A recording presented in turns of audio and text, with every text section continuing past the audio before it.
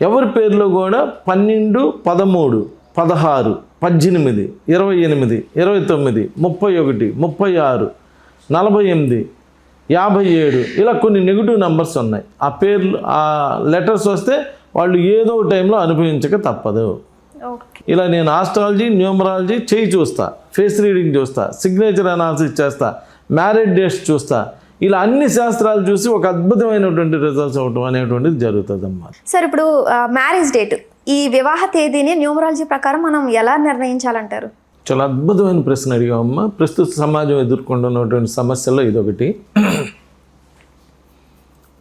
పెళ్ళికి ముందు ఎట్లయినా బతికిపోతాడు మనిషి, అవును.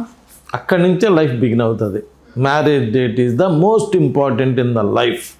మన డేట్ ఆఫ్ బర్త్ నెంబర్ 1 అయితే మన marriage date second date of birth. Okay. Second date of birth బాగుంటే లైఫ్ బాగుంటుంది, సెకండ్ డేట్ ఆఫ్ బర్త్ బాగోకపోతే లైఫ్ బాగోదు.